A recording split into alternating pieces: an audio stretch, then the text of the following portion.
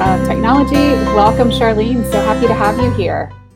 Thank you, Haley. I'm very happy to be here too. And I love the get up. I love the ears. So festive. Thank you. I tried hard.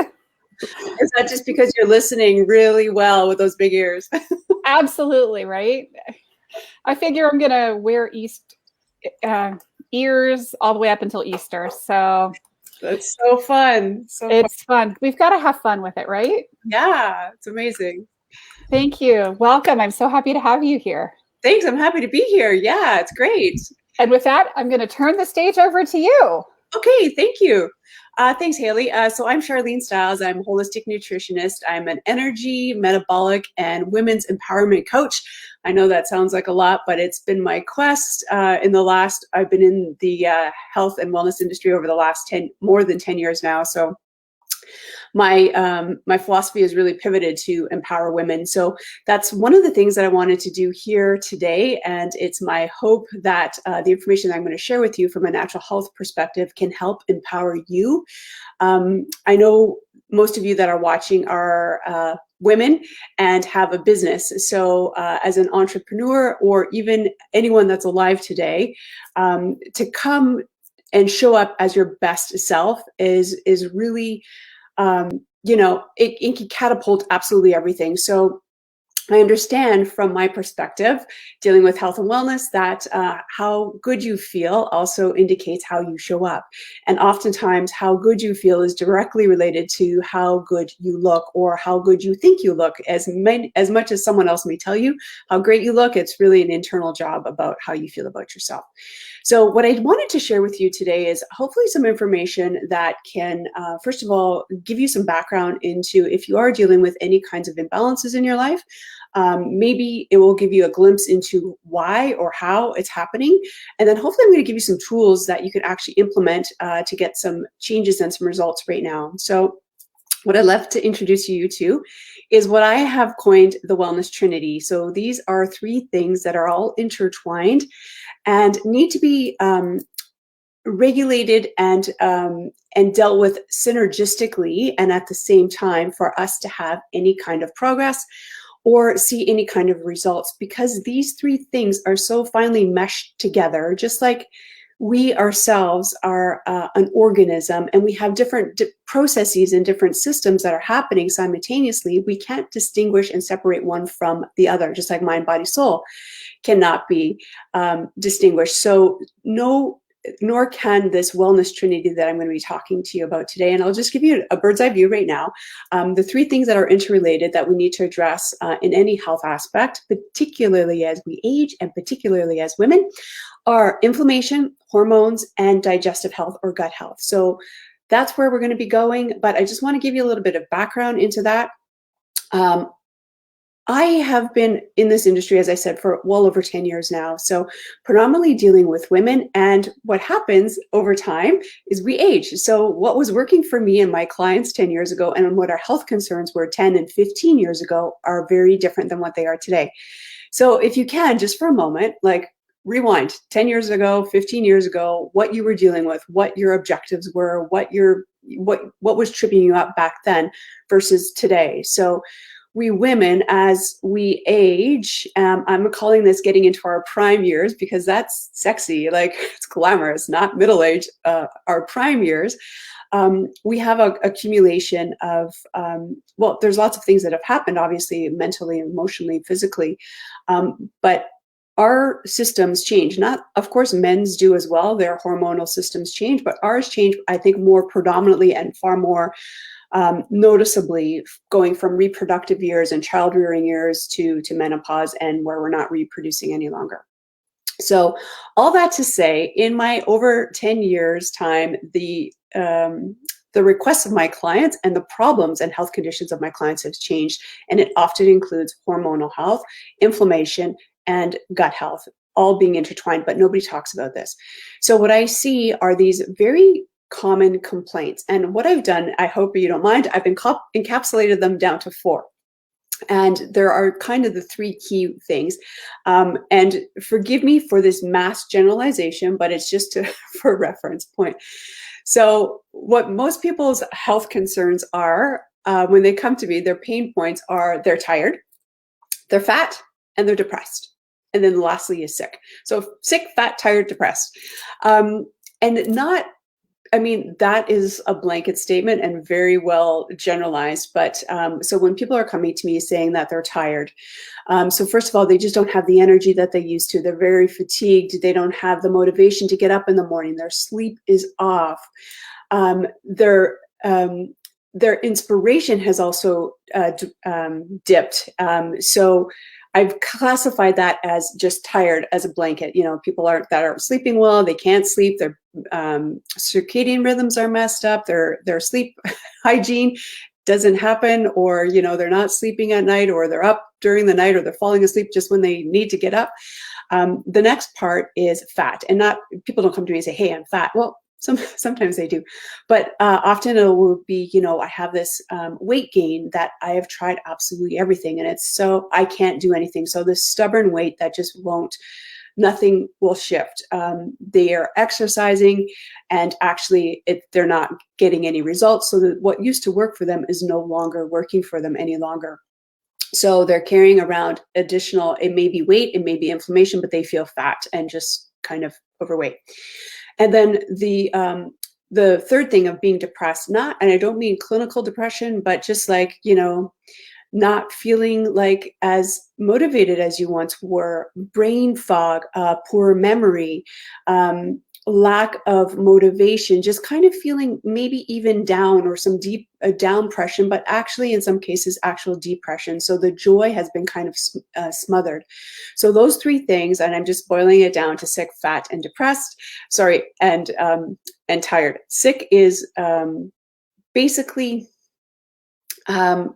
a bunch of other symptoms that show up, and it depends on what the imbalance is and how they arrive. So those blanket statements, just to give you an idea about this wellness trinity that we talked about. So these main three symptoms that people come to me with, you know, fatigue, fat, and brain fog, they all fall under the wellness trinity. So those are all very common and the same symptoms if you have an imbalance in your gut health, in your digestion, in your hormonal system, or with inflammation. So those are all key markers. So when you come in looking for remedy for these symptoms, and you can't really pinpoint what they are, this is where the wellness trinity comes in, and we must address inflammation, hormones, and gut health together and synergistically, because like the body, they are all woven together, and we as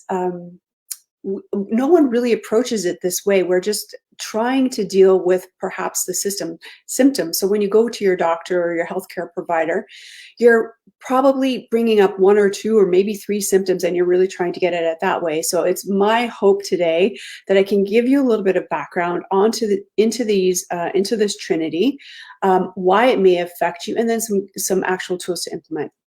So let's dive in.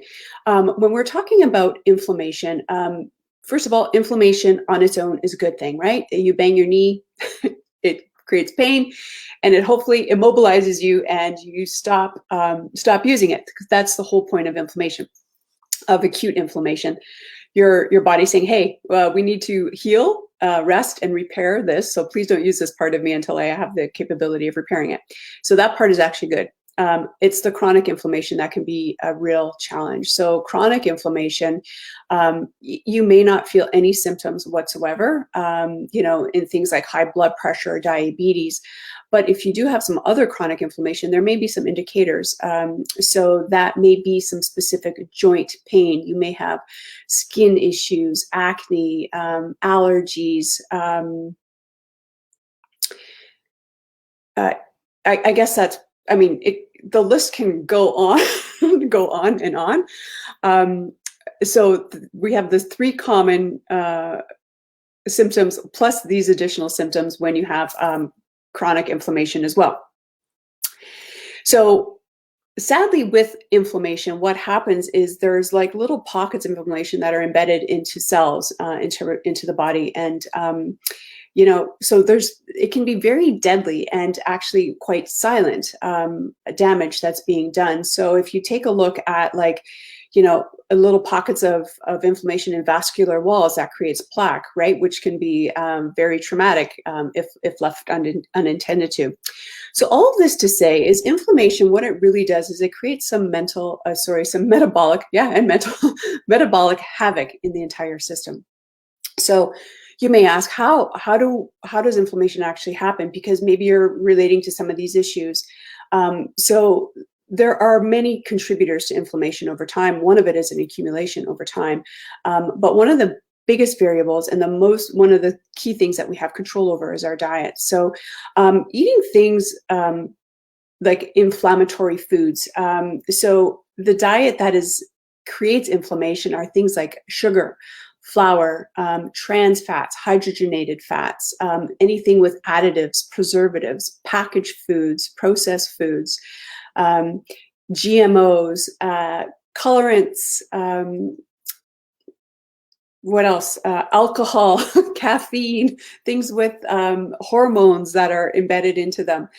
So each one of these may have a different impact on you directly, but as I said, those are some very key and common offenders. And the big one being sugar. Sugar, sadly, is in just about every packaged food that there is. And sugar, as you may know, increases insulin. And I don't know if you know about insulin, but insulin is a fat storage hormone. So do you see how we're already looped into this already? So we eat sugar, it creates inflammation. Inflammation creates fat. Fat creates inflammation. So it's really interesting with obesity is also a contributor to inflammation. So the more fat that you have creates more inflammation. So as pesky as fat can be, it's taking up real estate on your body, it's also very metabolically active. So it's releasing inflammatory cytokines, which just means that it's these little inflammation factories. So more fat on the body creates more inflammation, which makes it harder to burn fat, which creates more inflammation. So see that cycle. Okay, so the next thing that's the contributor in this wellness journey that we need to address is hormones. Now, in this category, we still see the same common symptoms: the brain fog, the fatigue, the excess weight. But additionally, if you're having any hormone issues, you may notice things like reproductive types of issues, so PCOS, heightened PMS symptoms, more significant menopause symptoms, hot flashes, night sweats, mood imbalances, sleep dysregulation. Also, it can show up in your skin as well. So there are, while we're talking about hormones, another key thing is if with a hormone imbalance, your ability for cravings and the ability to sustain those. So cravings for food, but also mood, it can be impaired. So often when we talk about hormones, we often think about these sex hormones, but in fact, there's about 50 different hormones that control all kinds of things, from metabolism to growth, to reproduction, to development, to feeling satiated, to feeling a drive and motivation, love, sleep. So there's so much intertwined into hormone balance. But the key thing here is insulin. Again, insulin comes back to, there's not one hormone that regulates absolutely everything. There's a couple of key players, but again, it's a symphony that acts together in synergistic ways. So one of the key things that I deal with as a nutritionist, and particularly with food, is the regulation of insulin. And the reason I say that is not that it's the only one, but it's a key one in storing fat. So as I mentioned earlier, insulin is a fat storage hormone. So the more insulin that we have circulating, it reduces another hormone called IGF-1, and that is a hormone that helps burn fat and actually engage in what I would consider being an anti-aging hormone and a muscle repair hormone. So insulin also, when we have high levels of insulin, sadly, it increases inflammation. And what that does is it makes cells, fat cells, hard to lose their energy. So fat just stays in us. So we create, the fat cells just can't release their energy. So basically it messes up our hormone receptors and our ability to burn fat. Okay, so I hope that's enough about hormones. If you have gut health issues, you probably have the same common 3 symptoms that we talked about earlier. And on top of that, you may notice some, any kind of digestive upsets. So things that would affect your digestion, indigestion, gas, bloating, heartburn, acid reflux. Those are all real good indications that you may have some gut imbalances, or your digestive health may be needing some love and attention. So this Wellness Trinity, as I said, is what I work with and what I would suggest that you do too with your practitioner if you're dealing with any kinds of imbalances in the areas that we talked about, addressing them all together, because one affects the other. So if you have inflammation, it's guaranteed that you have some digestive problems, which then leads to hormone problems. So it doesn't matter where you enter this loop. This loop is affected, this trinity is affected as a whole. So if there's an imbalance in one area, as I mentioned before, there's an imbalance in the entirety. So the question then becomes, I would hope, how do we address this? So that's what I wanted to share with you today, a couple of key things that I think could help you. Now, obviously, I'm talking about a blanket kind of statement. So this is not the end all and be all, but I think it's a really good place to start as a DIY. Certainly talk to your doctor, your natural health care practitioner, a coach, someone like me, if you wanted to go further. But this is a place where you can start and things that are within your control. So we're going to talk about it from my perspective, of a holistic nutrition perspective. Okay, so the couple key things that we'll talk about are, one is fiber, adding more fiber to your diet. So fiber, as you know, comes from the undigestible part of plants. So fiber you'll find in fruits, vegetables, nuts, seeds, and grains. And what fiber does is it acts as a prebiotic for the good, healthy gut flora in your intestines.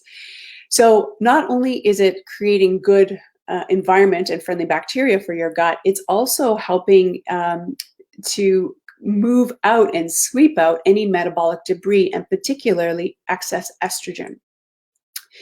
So we're using this as like a sweeping mechanism. So when you increase fiber, it's really worthwhile to increase the amount of water that you consume in a day as well. So water, as you know, delivers nutrients to cells, but it also helps remove excess waste and toxins and debris and metabolic waste. So as we increase the fiber, this is going to be kind of drawing out the toxins. We need to sweep it away so that it's just not circulating and creating more free radicals and more inflammation. So you need to flush it out. So a good rule of thumb for water is, if you take your body weight in pounds and divide it in half, that's the number of ounces that is a typical recommendation, rule of thumb recommendation. So for an example, if you weigh 150 pounds, you divide that in half, it's 75. So 75 ounces of water a day. If there's 8 ounces of water in a glass, roughly, let's just round it up to about 10 glasses of water a day that you would need.